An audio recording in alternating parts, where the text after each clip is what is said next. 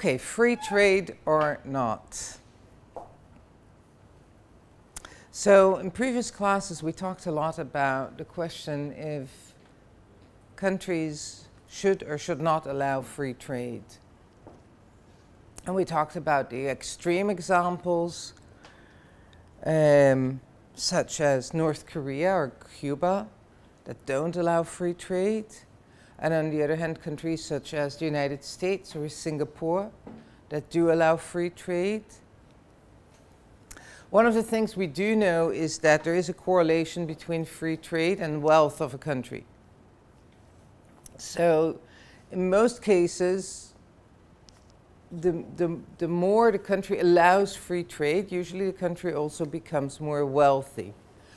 On the other hand, and we also talked about that, on the other hand, the question is, what does it do to the citizens in a country? Okay, that is one of the questions. While free trade enlarges overall wealth of a country, it doesn't really allow everyone to enjoy that wealth, right? Because what is the variable that helps people to become wealthy when there is free trade? How does it work? I know, difficult question for 8 o'clock in the morning. They can do import and export, which allows them to take part in the global trade. Yes. Okay. What else? What do they trade for? Products and money. Products and money. Okay. What do you export and what do you import? Products and services. Okay, products and services, but what kind of products and services? What kind of products and services? Let's go to Israel. What kind of products and services does Israel export, and what does it import? IT. IT is? No. IT is exported or imported? Exported. IT is exported mostly. Okay, what is imported? Clothes. A lot of clothes. Okay, so why does Israel export IT and import clothes? Because we have good IT here. We're much better in IT, and why are we much better in IT? Because we invest more in IT than the... We invest more as a country in IT? Yes, the government has a special ministry for investment in IT. Yeah, they invest more. Sorry? They invest more in... How does the country invest more in IT? They have... Regulation? They have רשות לחדשנות. This is המדען הראשי. Okay, so there is a chief scientist office that has money and also encourages certain types of research and development. Okay, what else? What else? What else does the country encourage? How did Israel create a competitive advantage in knowledge-based products? You remember we talked about it? We talked about Porter's diamond, you remember? We talked about Israel being or having a competitive advantage in certain areas, such as it was in high-tech, not every type of high-tech. For instance, biotech, we don't have a competitive advantage in, but we have competitive advantages, for instance, in cyber. And then we said countries create competitive advantages, right? Countries create competitive advantages because of what? Why do countries create competitive advantages? Why the countries? Yeah, why do countries do that? So they can lead in the market. So they can lead in the market, so they can compete internationally, right? And so they can export to other countries those products and services that they are good, especially good at. So Israel created a competitive advantage in, for instance, in cyber, right? That's one of the examples you just gave. So how does that work? Well, on one hand, you'll have factor conditions. You remember what factor conditions are? The people, the education. Okay, so we have investment of the government in education systems, including university. We have, what other factor conditions does Israel have? Maybe the regulation for the companies. There is not so much regulation. The HR resources in the IDF. Okay, the IDF, the Israeli army. So that's also a factor condition.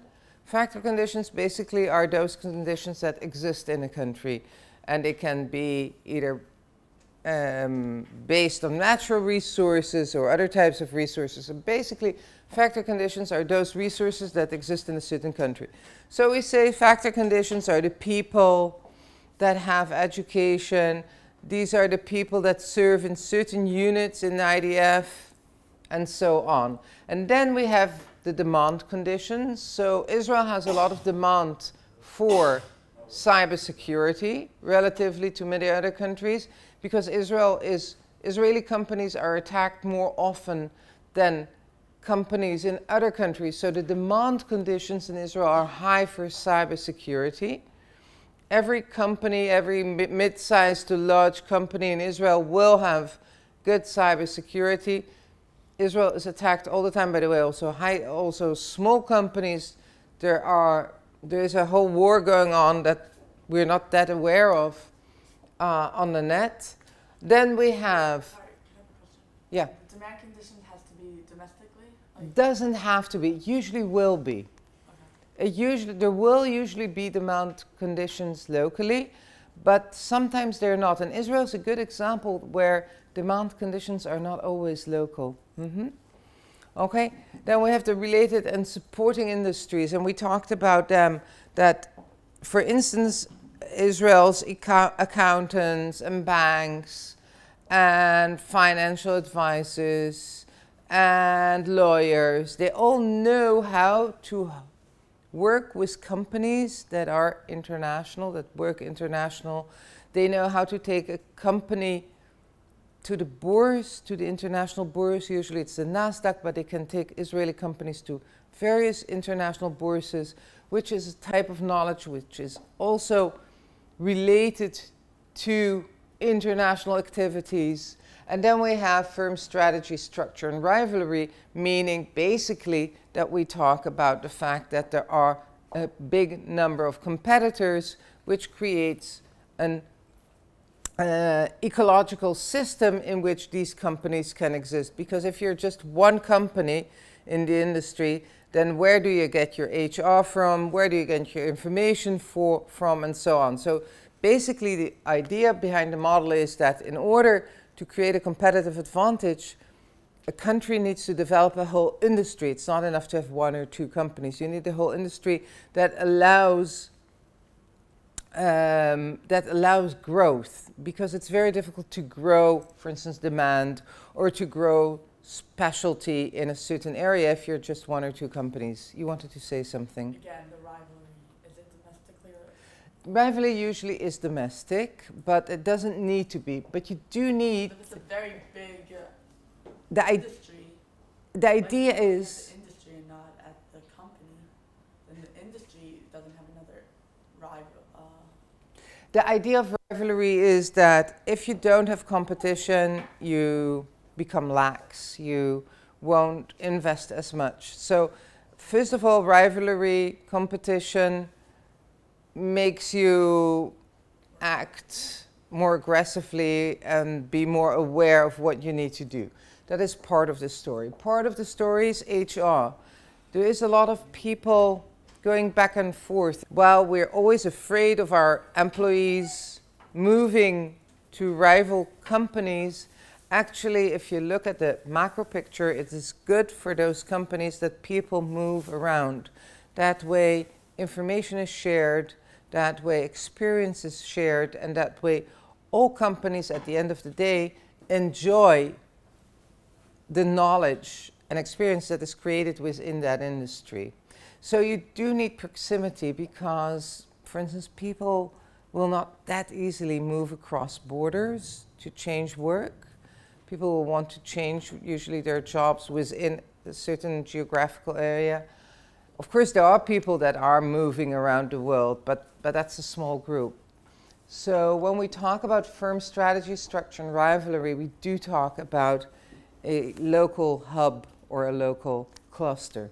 Now, if all those conditions exist, then you can create, as a company, as a country, you can create a competitive advantage. And what we talked about last time, now we're going back to free trade. What does free trade mean, actually?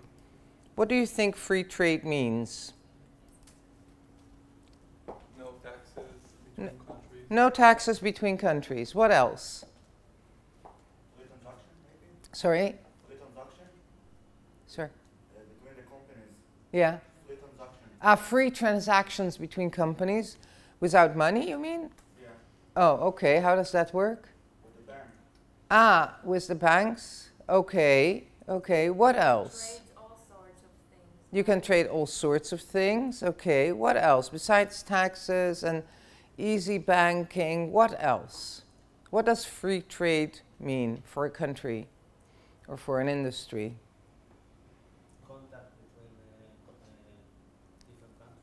Contact between different countries. Diplomatic relationships. Okay. What else? What is the idea behind free trade? Why do we encourage free trade? Why do most countries in the world encourage free trade? Say that they need to stand and certain standards of the World Trade Organization and agreements, basically. Okay, agreements. So there are agreements between countries. But why would countries have agreements? Why is it important for countries to trade? Why do countries want to trade? Because it encourages wealth. It encourages wealth. And what else? Just very basic. Why do countries trade? Because they don't have what they need. They don't have what they need, exactly. Think about yourselves. Okay, just put yourselves in place of a country. Most of us are not able to provide ourselves with our own through our own labor with everything we need. We don't know how to educate ourselves because we don't know what we don't know. So in order to get educated, we have to go to a third person that educates us. Most of us don't have the space and the ability to grow our own food. Okay, most of us don't have cows and chickens running around in our apartments. Most of us don't grow vegetables in our apartments. So basically we trade as individuals because we know how to do certain things better than others, and what we know to do better than others, we trade for things that other people know how to do better than we do, right? That's the idea behind trade. So that's the idea behind trade between individuals. That's also the idea behind trade between countries. Countries trade because certain countries are better at doing certain things than other things. So back to Israel. Back to Israel and back to why free trade. So why free trade? Because basically if we allow trade, if we allow countries to trade, if we allow our country to trade with other countries, then basically we can get access to more types of products and services, right? More products and services basically allows all the citizens in a country to live better. You're much too young, but I remember when I came to Israel, Israel did not have Pampers. And people would travel to the United States and come back, and you would see, together with the suitcases, you would see these huge, huge packs, and the Pampers were very large at that time still, these huge packs of Pampers that people would import individually to Israel because there was no trade yet at that time in this product.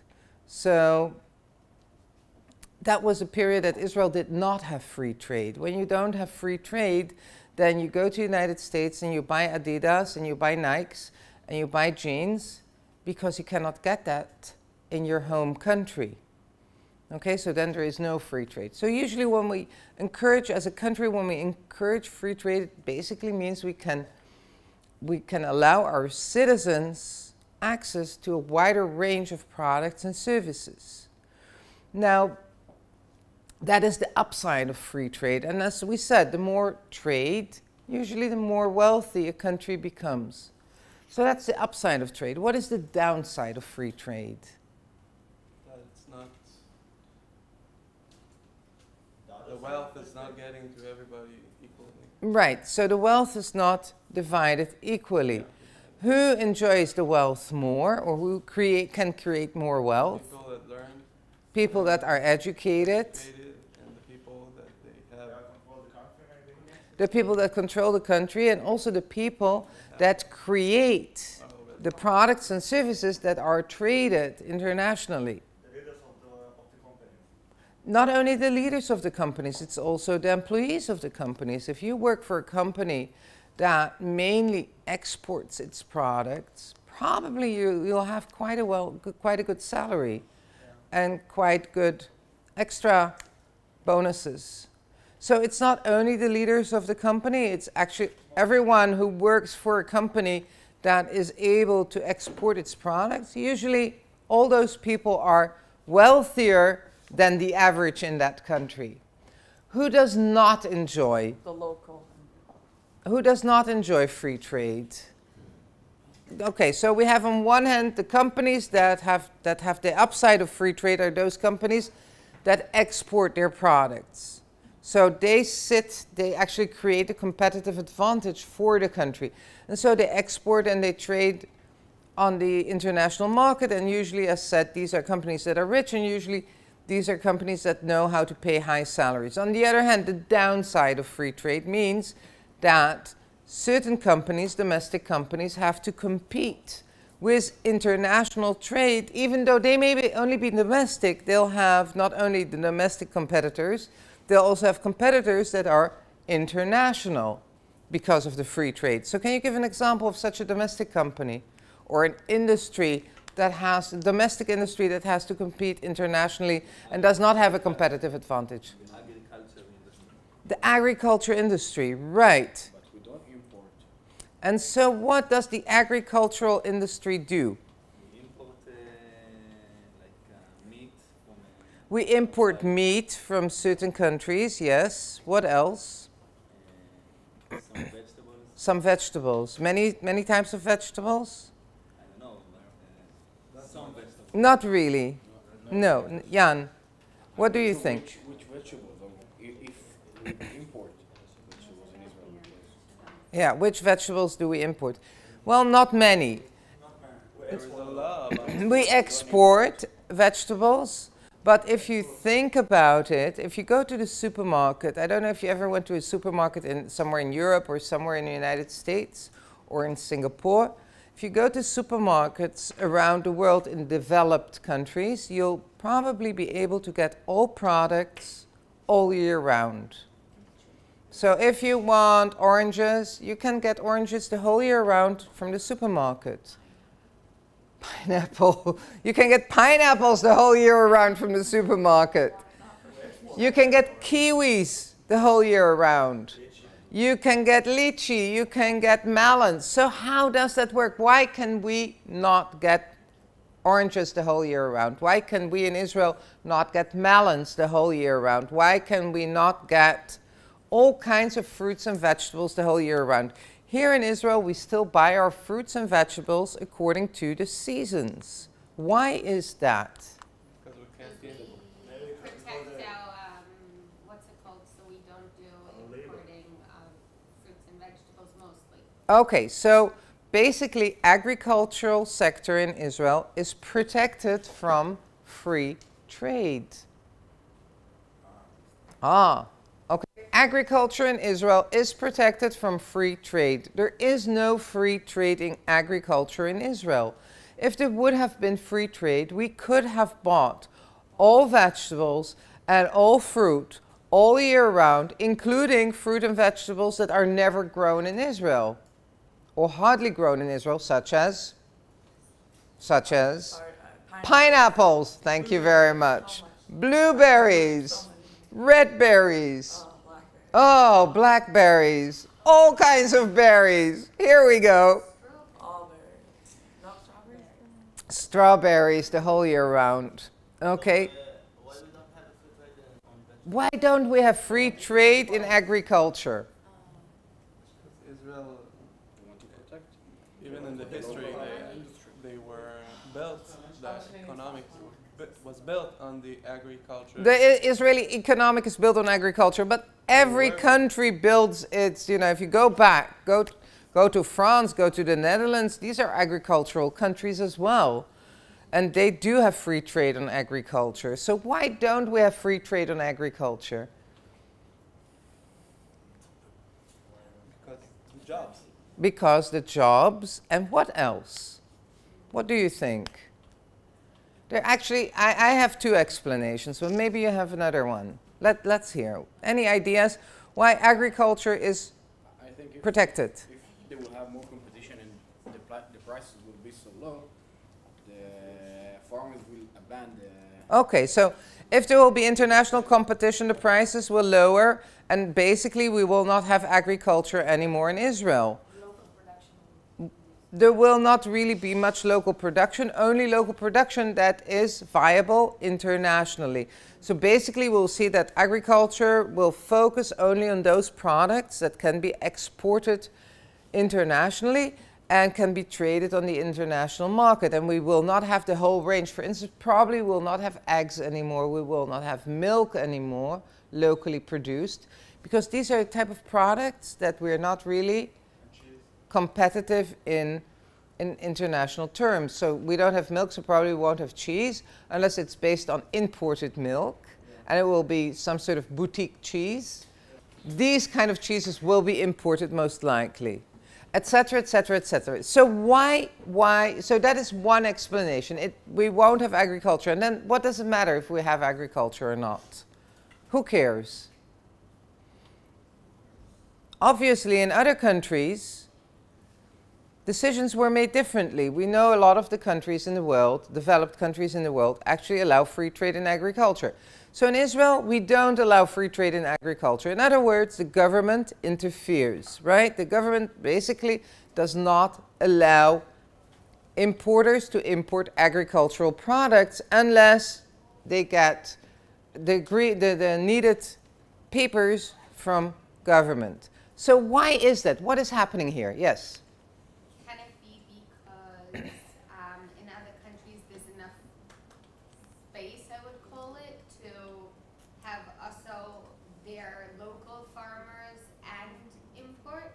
And us, because Well- we're such a small country, there's not Okay, you enough say to the go around. size of the country, but then I can tell you, look at the Netherlands, which is also a very agricultural country, as big as Israel, has free trade in agriculture. Maybe agriculture and technology are like Israel's main industries. Main industry. So agriculture is considered a main industry in Israel. And why is it considered main industry? What is so important about agriculture that the government interferes in this sector? What do you think? If you would be in the government, if you would be the Minister of Agriculture, how would you behave? Would you allow free trade or not? That depends. That is a good political answer. Here you go. You already laid the foundation for becoming one of Israel's ministers. It's a big problem to do it, It's a big problem. Why is it a big problem? because there is a lot of people in Israel, in the north and in the south, in the peripheria, that their main job is to do these agriculture. If you're Okay. gonna take these jobs, you're gonna take the jobs from the peripheria. Okay, so what you're saying, agriculture allows non-educated people to make a living. That's right. And so the government takes care of those people by not allowing international trade. Okay, could be an explanation. I think it's like some kind of survival instinct. Survival instinct. Yeah, because we're surrounded like shipment or airplanes coming in. Right. Yeah. Okay. So maybe they want like So, yeah. we can provide. Okay, so Jan's explanation is living in a hostile environment. Basically what you're saying, Israel is surrounded by enemies, we live in a hostile environment. Sorry, if war breaks out, how can we feed the country? How can we feed the masses? Because then maybe it will not be able to import for ideological reasons. Other countries will not export to us, or maybe for security reasons, and then we'll remain without food. So one explanation can be the security situation of Israel. So basically what government says, while free trade would be beneficial to Israel's citizens most of the time, because of the security situation of Israel, we cannot allow free trade in agriculture, because we have to make sure that we create enough food in our country by ourselves to feed ourselves. Okay, so that is one explanation, which I very much agree with your explanation. I also think that that's part of the explanation.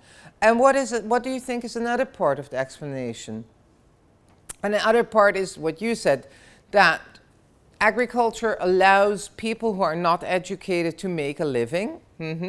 Okay, but then you can ask, so why doesn't government, for instance, protect the textile industry or the shoe industry? Israel used to make shoes. I think it's not exactly 100% to say that just the people that aren't educated, because a lot of people are going to learn biology and Right. taking these educated, the things that they learned from Okay, places so to also farm and take it to a step further. Okay, so what you're saying is also the people that Like that. work in agriculture nowadays, they're educated, and I agree with you. They learn agriculture, they learn management.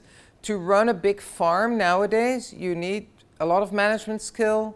You need to know how to use your money.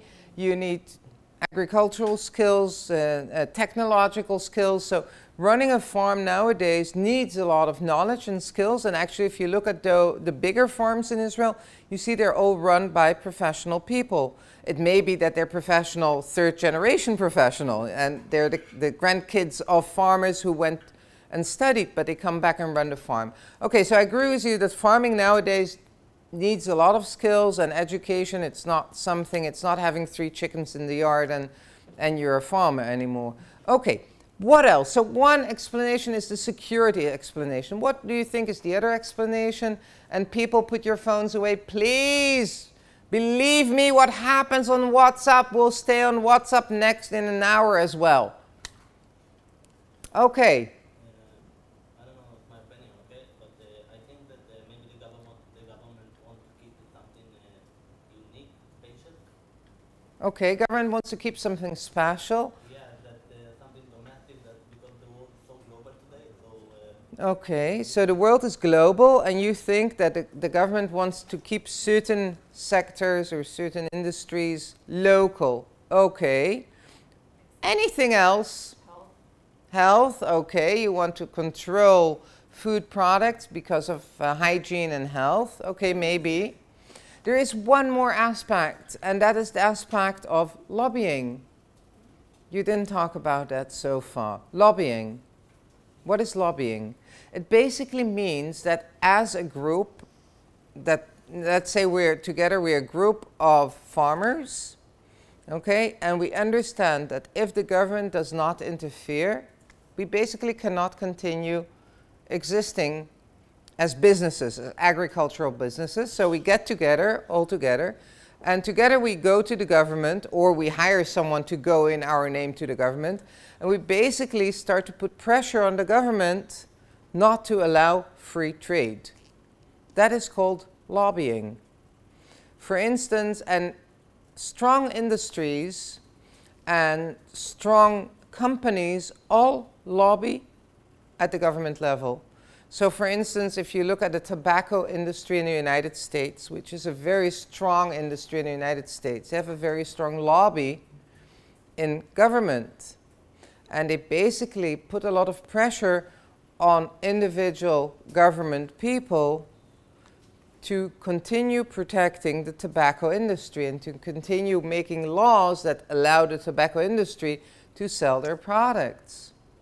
Okay? So And not only... import of tobacco in the United States? Sorry? There's no importing of the tobacco? There is importing, not that much, by the way, but it can also be, it can not only be about free trade, it can, for instance, be about what do you need to write on the cigarette boxes, for instance. Do you put explicit pictures? Do you say smoking kills, or do you say it in a nicer way? Okay, so lobbying can be about all kinds of issues, and the tobacco industry, and the tobacco industry gets a lot of exposure, so we know a lot about this, but the tobacco industry is very strong, has a very strong lobby in the American government. But how can the Israeli agriculture lobby, like, it doesn't really make sense? It doesn't? No, because they're so small, and if there would be free trade, we would have so much more.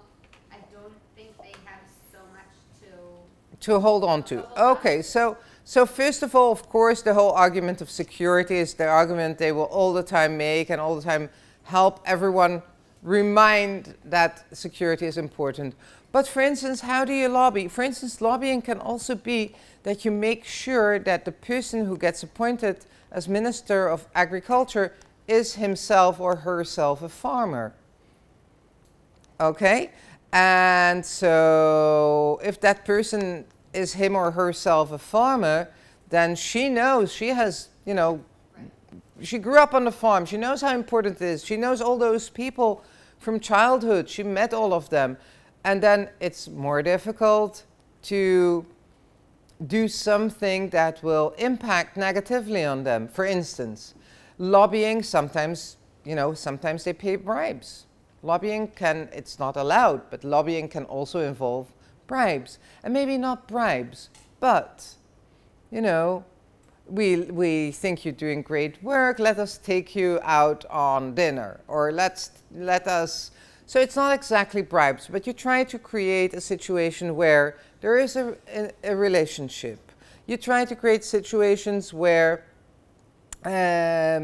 government will make decisions in the way that you want them to make. It can also be that you use aggressive acts. For instance, in France, the farmers are very aggressive, and when there are, for instance, there was in France when they talked about free trade of cheeses, the French farmers lobbied against it, and they closed roads for days on end. They went out on the roads with their tractors and their machinery, their heavy machinery, and all of France was gridlocked. Okay? Is there free trade now like that? No, it's not totally free trade. So because of the European Union basically is built on the idea of free trade of goods, people, and services. And so how do you go around that if you're part of the European Union? So, for instance, the whole thing, by the way, with the French was not so much the import, it was the export. Because a lot of the French cheeses are made in small farms. And so, according to the international ruling, the cheeses are not hygienic enough. They contain all kinds of bacteria that are not accepted necessarily in other countries. So there was a whole issue around that. I don't remember exactly what it was. It was something like that. And so while you could import cheeses to France, you couldn't export, the French couldn't export their cheeses. That was more or less the issue. And they found a way around it. Or look at the beer in Germany. Beer in Germany needs to be made from water that comes from certain wells that you only have in Germany. Okay, and if the beer is not manufactured that way, you cannot sell beer in Germany. So countries and industries find all kinds of ways to get around it. So you try rules and regulations, you try taxes, so basically if you're a local competitor and you don't compete internationally, but you do get international competition, what you'll do, you'll try and influence the government to protect you, to protect your competitive situation. And so the government actually a lot of what government does is actually dealing with lobbyists. There are hundreds of lobbyists, even in Israel, that go to the Knesset every day and they try to influence the decisions that ministers make. Okay, and of course, there is a lot of influence from business. Businesses will always try to influence the government in such a way that for them it will be more beneficial to do business. So if you do business internationally, you'll try and influence the government to allow free trade. And if you do business only nationally or locally, you'll try and influence the government so they will not allow free trade. And government has to deal every day with these kinds of pressures. And of course, so as we said, agriculture specifically is about security or not. It is about protecting local business. And of course, protecting local business also has to do something with, as you said before, not everyone is educated. Not everyone has enough capabilities to compete internationally at the individual level and also when belonging to a company.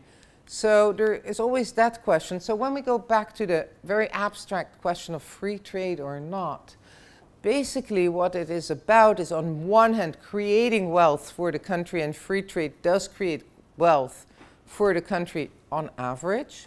On the other hand, free trade can be extremely problematic for those people who do not have the necessary capabilities to compete internationally.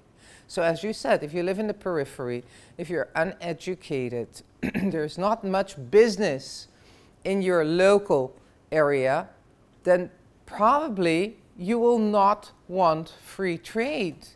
Because if there will be free trade, there will not be any business probably in your area, and you will not be able to provide money for your family, food for your family.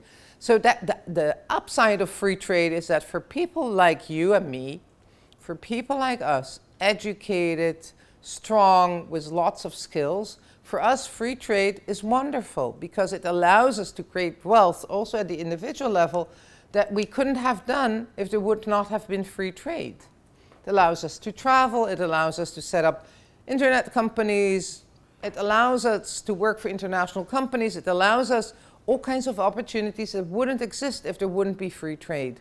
On the other hand, for people born in small villages outside the center of the country, and that is true for every country in the world, it's not only in Israel, of course. I mean, look at Britain, look at the Netherlands, look at Belgium, you'll see it everywhere.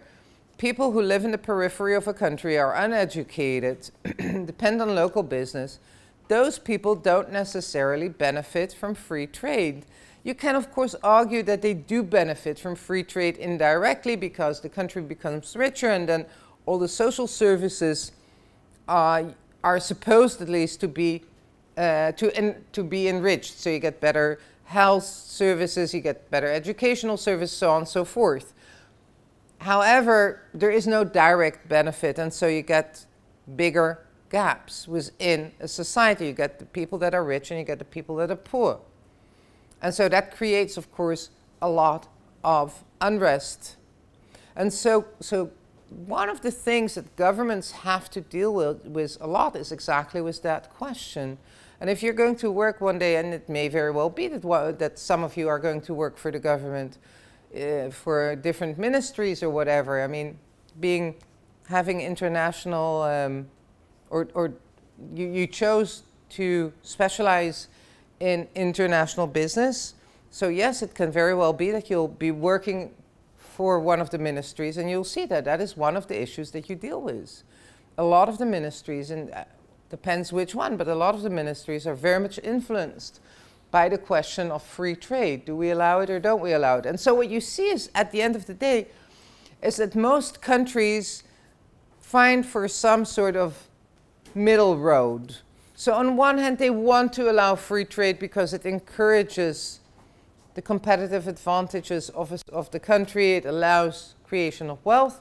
On the other hand, for the people that don't have the resources, the capabilities to be part of the game, it is terrible. And so when we talk, for instance, about globalization and anti-globalization, it's exactly about that. When we talk about why did the UK decide to Brexit, to get out of the European Union?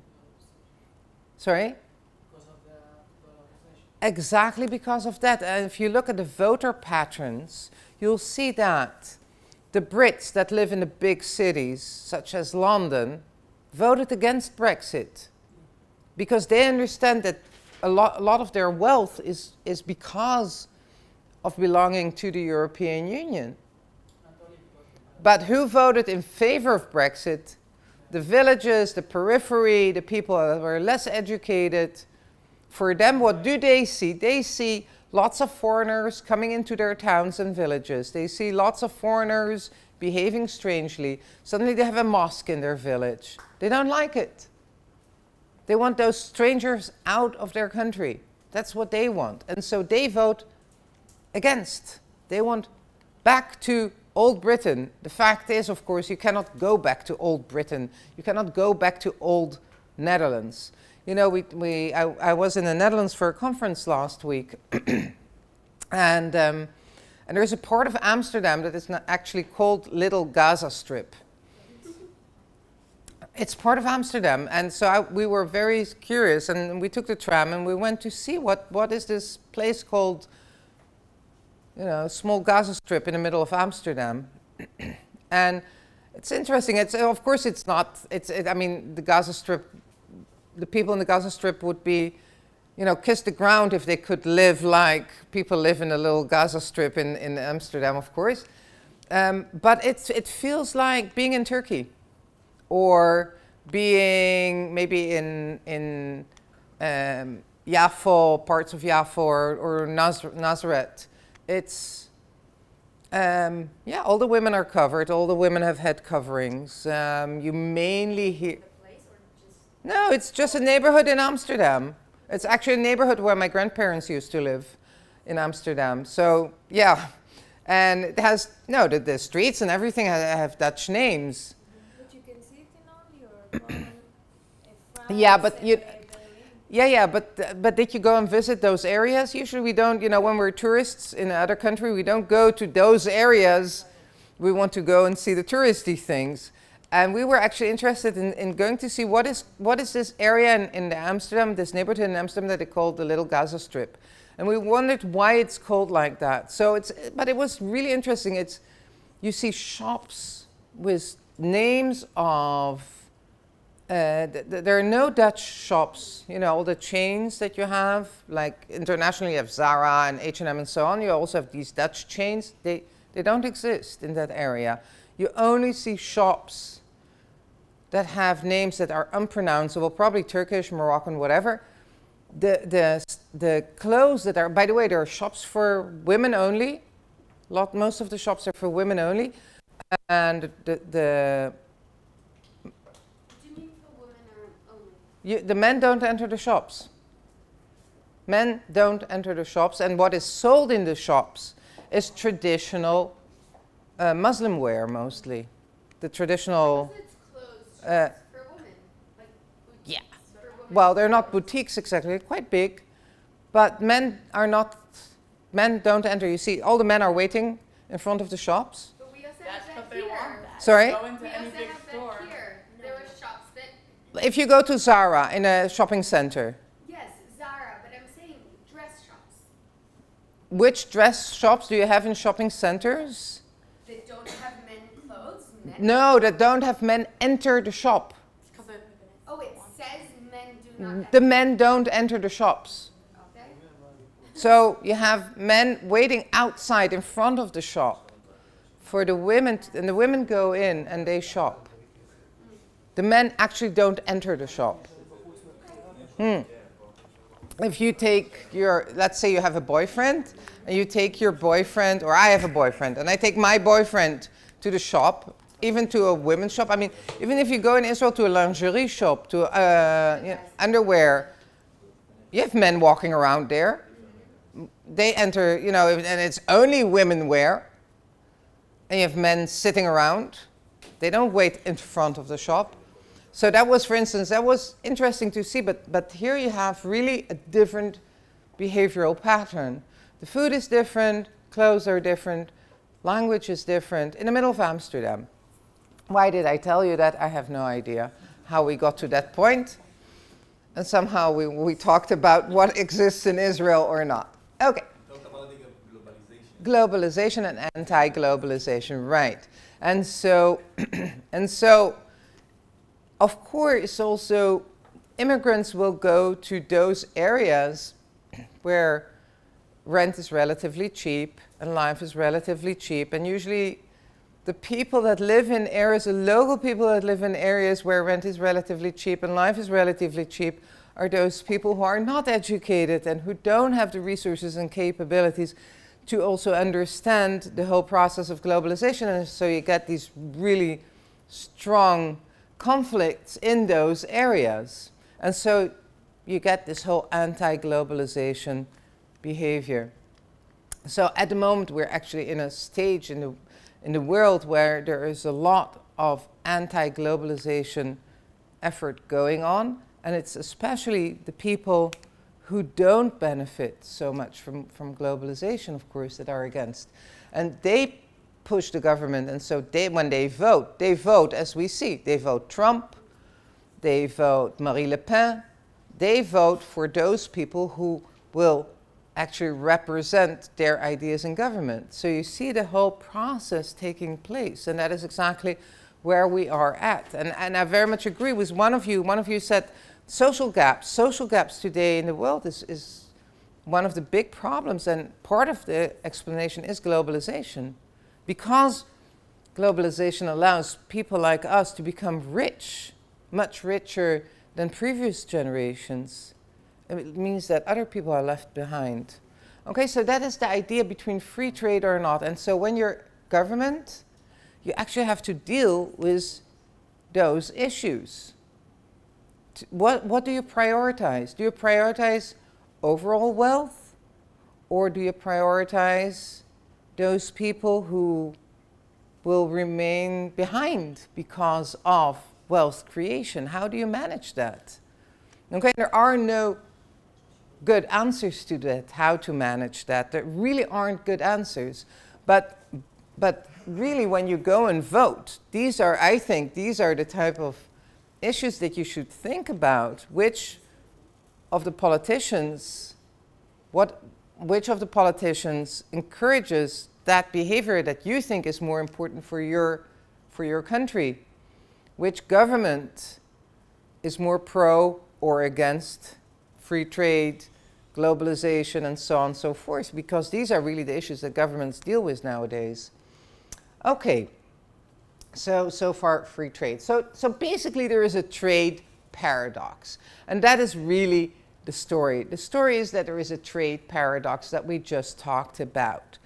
Now, another part of the trade paradox is also that if we want to be innovative, we need to, as a country, we need to create new industries. But of course, new industries, like all babies, need protection. And so again, you come to this trade paradox. On one hand, you want free trade. On one hand, you want to encourage companies to be able to trade freely on the international market.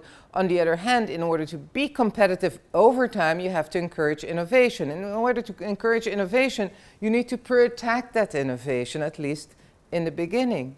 Okay, because small companies, small startups, usually don't make money from day one. Usually they need extra help. They need investment, they need protection, they need to be in a situation where not one or two huge companies come into the country and totally destroy the local industry. And that is, of course, what happens if you allow total free trade. And so what you see is that most countries, even if they're very tolerant or liberal on free trade, they will still protect innovative industries. So you'll see protection on one hand of older industries for the reasons that we talked about previously, and on the other hand, you'll see protection of innovative industries, because that's the only way to go forward. Okay, and maybe, by the way, that protection will be different. So if you want to protect innovative industries, for instance, You will maybe subsidize them or put extra effort into them, give them more help establishing themselves. Maybe you'll help them to create international relations. Maybe you'll help them as government to go to international trade fairs. Maybe you will allow them not to pay as much taxes as more mature companies do. But you'll use, as government, you'll use different types of instruments to actually protect your innovative industries. Okay, so again, question is free trade or not? Well, it's not that clear cut. It's always a question, and that is really government policy. So again, what you do if, for instance, you're part of a new innovative industry, maybe you'll go to the government and you'll lobby and you'll explain to the government why it's worthwhile for the government to protect your industry, at least for some years, until the industry grows and becomes more independent. Okay, so that is really the paradox of free trade. And as said, there is no clear answer as to how and why. And all countries grapple with that question.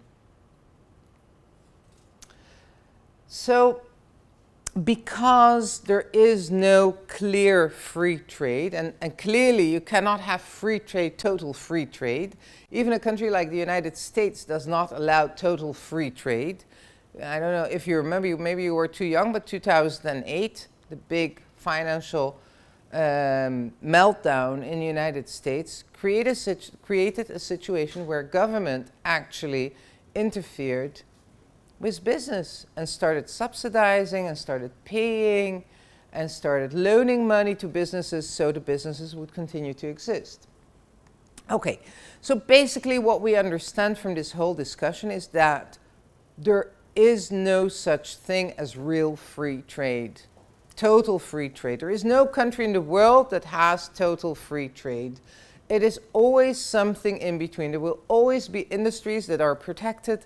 There will always be industries that, that receive government interference somehow or another, either through rules, regulations, taxes, subsidies. There are so many ways to interfere as a government. And so because there is no real free trade, it basically means, at the business level, this means that if there is no real free trade, we cannot rely on export. That's the whole idea. If there would have been, good morning,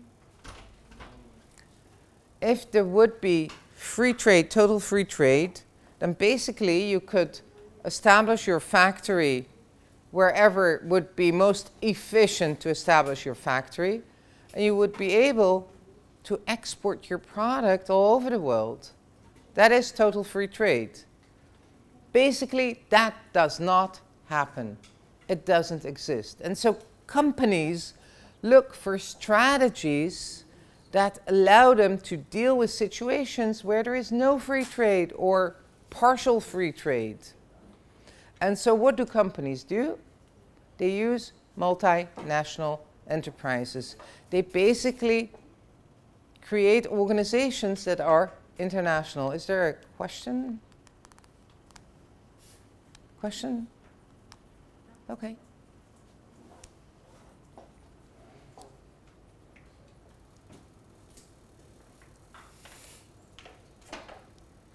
Explain again, what is M&E? Yeah, M&E is a multinational enterprise. Sometimes we call them MNCs, C, corporation or company. Sorry? That's what our presentation is on today. You will explain it. Good. Very good. She's very happy that she knows something that the class doesn't, so she wants to explain it now. Okay. So multinational enterprises or multinational companies are companies that have assets in more than one country. Assets can be buildings, can be people. It's like M&C, right? It's like an MNC. MNC and M&E is same. It's the same. They are. Just depends if you're British or American. That is all. It's the same. There is, by the way, another term which is also used is TNC, transnational corporation. Transnational corporation. The difference is, what is your theoretical background when you write your paper? So we have these terms, but basically they all talk about the same. So you have TNCs, MNCs, MNEs. They all mean exactly the same. Basically, although academics like to argue, so having said that, if you read an academic paper, they will explain to you that there is a difference between a TNC and an MNC. But the basic idea is that you will have assets in more than one country. That is the definition. And how do you have assets in more than one country? You have them if you use what we call FDI, foreign direct investment. Foreign direct investment basically means that we take money from our company and we use that money to buy assets outside our home market. So the definition of a multinational enterprise has multiple facilities around the globe and derives a substantial portion of revenues from foreign operations. So it's two things. It's about having assets internationally and having business from those assets. So if, for instance, you would buy an apartment outside your home country, that would not be foreign direct investment. That would be you buying an apartment outside Israel. But if you would make a business out of it, and you have business in Israel, and you make a business out of it internationally, then it's foreign direct investment. Okay? Are you going to talk about structures? No, you can do that. I can do that. Good. Thank you very much. I'm happy that I can do that. Okay. So we can say there are three basic types of ways to organize the organizational structure. And it very much depends on what is important. So if we take L'Oréal, L'Oréal is originally a French company, right? What does L'Oréal sell? What are the products that they manufacture? Sorry? Cosmetics. Cosmetics, right. Mostly. What else? Okay, you know what? Let's stay with the cosmetics.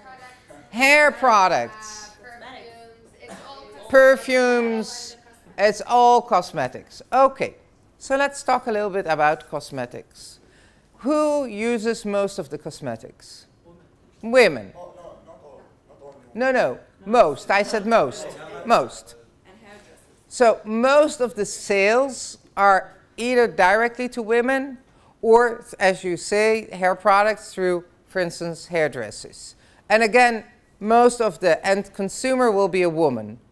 Yeah. Okay? Okay. Yeah, if you look at their sales and gender, I think about 80% of their sales or so is 80 or even more. Yeah. Mm-hmm. But I think it become less in the last year. Yeah, it is changing slowly but surely. Men are starting to, you know, groom themselves more, are invest. More well to themselves, I think. Yeah, men are becoming more aware of their appearance and invest more in their appearance. But so yeah, right. So there is a growth market in men, but still, if we look at most of the products that L'Oréal sells, these are products sold to women. Now, if we look not at women only in Europe or only in the US, or even US is even, but let's say most of the women in Europe, and we compare them to women in India. Okay? What do you think are the women in India and the women in Northern Europe? Do you think they use the same cosmetics? No. They don't. No. Why not? Different makeup. Different makeup. No, that wasn't what I meant. Okay. They have different culture first. Different culture. So what about the culture? Yeah, different trends. Okay, what about the trends and culture? What is very, very important in India? when we talk cosmetics or appearance of women in India. One of the most important aspects for women in India. Modesty. No, but when we talk cosmetics. Here. Cosmetics in India? There are no cosmetics in India. They all look the same. Oy, oy, oy. Hair. And hair and Makeup. hair and Hair and skin. Okay. Hair and skin. Yeah, terrible. Suddenly I remember. Okay, sorry. Okay, skin. Skin color is very, very important in India. The women that have lighter skin color are considered more attractive, higher class, more sophisticated, and so on and so forth. So if skin color is that important, what do you think is one of the cosmetic products that is sold in India? Whitening products. Whitening product. Yeah, everything that makes the skin whiter. There are all kinds of products to whiten the skin. And also depending And on the type of skin, if they have dry skin or oily skin. yeah, but whitening of skin is most important. And so, for instance, whitening products are really important in India. On the other hand, I have never met a North European woman that invests in a product that will whiten her skin. Okay? So if you just think about that, only about that aspect, clearly you will need different types of products, a different product line in India than you need in Northern Europe. And if you look, for instance, at Africa, then it's also whitening products, but it's also hair products. One of the things that African women really hate is their curly hair, usually. And women will invest a lot of money in trying to straighten their hair. Okay? Again, if we look at Northern Europe, most women have straight hair. So maybe they want curly hair. But the percentage of women that wants curly hair in Northern Europe is much lower than the percentage of women in Africa that wants to straighten their hair. And so again, you have totally different hair products. What I want to explain to you is that if you live in the world of cosmetics, and if your products are cosmetic products, then you clearly need different product lines for different consumers in different parts of the world. And so you cannot create one global product that is sold throughout the world to all women, because all women don't exist. It doesn't exist as a consumer group. And so if you look at how L'Oréal is organized, if you look at the organizational chart of L'Oréal, then you see that L'Oréal is organized according to geographical regions. And the reason is because geography is a very important variable when we talk about how to make a business. Again, as said, when we talk about these kind of products, you have to create various product lines for various geographical regions.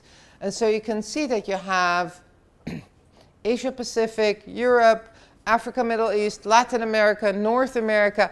Each region has its own business within L'Oréal. So it's not organized so much according to product lines. For instance, you could say, okay, let's have hair products worldwide, let's have perfumes worldwide, let's have, no. You have areas, and within that area, the product line is adapted to the local area. So you really need to organize yourself according to areas. But if, for instance, we talk about chemical industry, okay, there's a chemical industry. And the chemical industry, of course, serves the plastic industry and agricultural industry and so on, oil, gas, all that is chemicals. So here you have a big chemical company called BASF. Don't know if you ever heard of it, but it's one of the biggest chemical companies in the world. And what you can see here, you don't see any geography in their organizational structure. There is no geography in their organizational structure because basically when we talk about plastics, geography doesn't really enter the picture. It doesn't really matter. We use plastics the same way all over the world. We use petrochemicals the same way all over the world. Okay? Coatings, crop protection, it works the same. Doesn't matter where you are in the world, you'll use crop protection as a farmer. Okay, oil and gas. So what you see here, basically, here, being a specialist in what certain industries or certain types of clients need is what makes the organizational structure most important. Okay, so here you see an organizational structure basically organized according to the type of industry they serve. And as said before, geography doesn't come into it because clients all over the world act exactly the same. And then you can really talk about a global product. Okay, you can basically create that same petrochemical product and sell it in Japan, in China, in Belgium, and in Australia, because your clients will use it in exactly the same way. And in this case, you can really talk about global products, and so you organize yourself according to product lines and not according to geography. And then, of course, you have those organizations that need to be responsive to geography and need to be efficient, and then you get a matrix structure where you try to give, on one hand, place to geography, and on the other hand, you look at product lines and you integrate the two through a matrix structure. In the food industry, you'll see that a lot, for instance. So you need to be also efficient, and you also need to be responsive to your geography, to the area where you act. And that takes us to the model that I want to finish with today, which is called the Integration Responsiveness IR framework. And basically, the idea behind the framework is as follows. On one hand, as we said before, companies, when they compete internationally, are you going to talk about the model? This model? No. No, so I can talk about it. Yeah. Okay. So, on one hand, took the example of L'Oréal, a lot of companies need to have some sort of local responsiveness. Okay, think you are Arla. Arla, what does Arla sell? Anyone? You know what Arla sells? No? Anyone knows what Arla sells? It's a huge Arla. It's a huge Scandinavian company that specializes in milk products. Milk products. Yogurts, cheeses, butter, and so on and so forth. Arla. You do know the company, but you just don't know that you know the company. You probably buy products that are manufactured by that company. You have never paid attention probably that Arla is the manufacturer. Arla is one of the big companies in the world to manufacture food products, but with an emphasis on milk as a resource. Now think you are Arla and you want to sell in China. Little problem. Chinese don't really drink milk, and the Chinese don't really know how to use milk products. Okay, so you have to educate the market. And so probably you have to enter that market with different products than if you want to enter the Belgian market, where people know how to use milk products, where people are regular milk users, milk product users. So you have to be, when you are a food company, you have to be locally responsive. You have to understand the local food culture in order to be successful in that country. So on one hand, you'll have industries and you'll have companies that actually don't really need to be very locally responsive. Like we said, the chemical industry doesn't need to be so locally responsive. Doesn't really matter where your clients are located, they will use the product in the same way. On the other hand, if you're a food company, you'll need to be very high locally responsive. So that is one parameter. Now what you have to take into account is that if we have to be locally responsive, we need a structure like L'Oréal, which basically means that instead of being very efficient and organizing all your activities in one place, you basically will have multiple manufacturing plants all over the world. You'll have multiple functions all over the world. And of course, that makes the company less efficient, and that makes the company less. If the company is less efficient, what happens? Usually, what happens to the bottom line? Business students? They may not lose money, but they make less profit. Right, right. So there's a very, companies are always looking to be more and more efficient, because that usually increases the bottom line. It increases their ability to be profitable.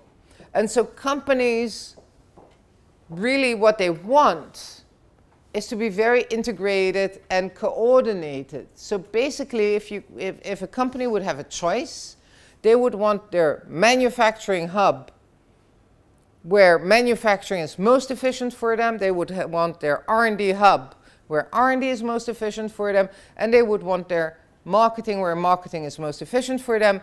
And they would try to create all kinds of economies of scale. And that way they would be more profitable.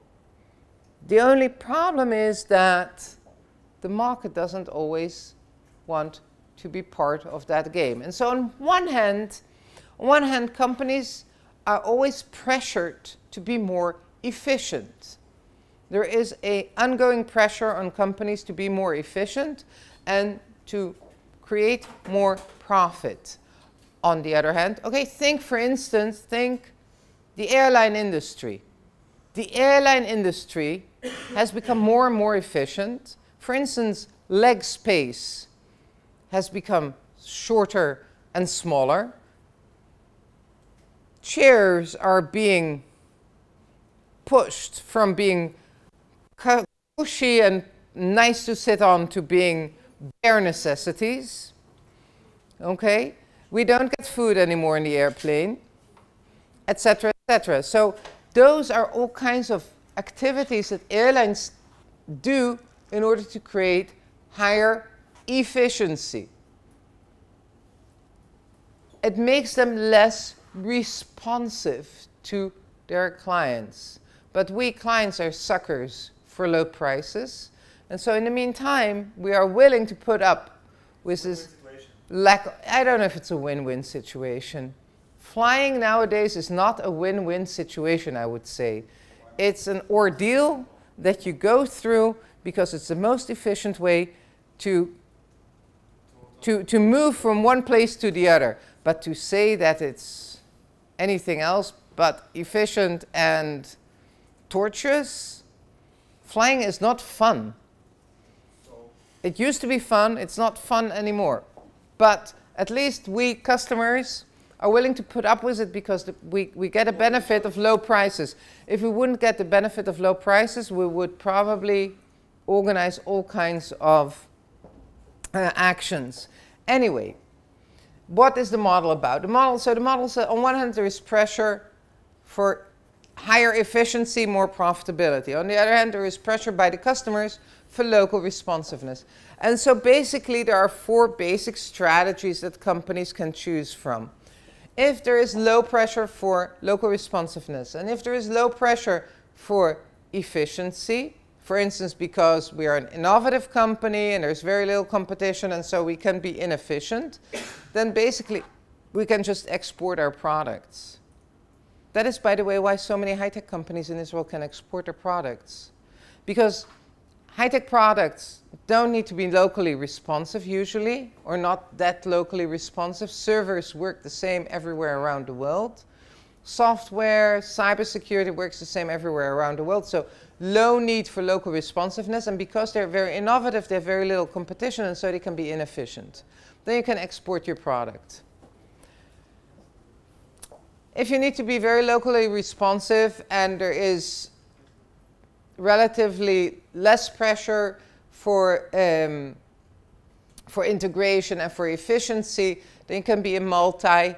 Multinational company is a company that has basically, it clones itself into different countries. So L'Oreal would be a good example of a multinational company. It means that in every nation, you have basically quite an independent company that serves the local market. And so you may do local R&D, you may do local production, you'll do local marketing with local products.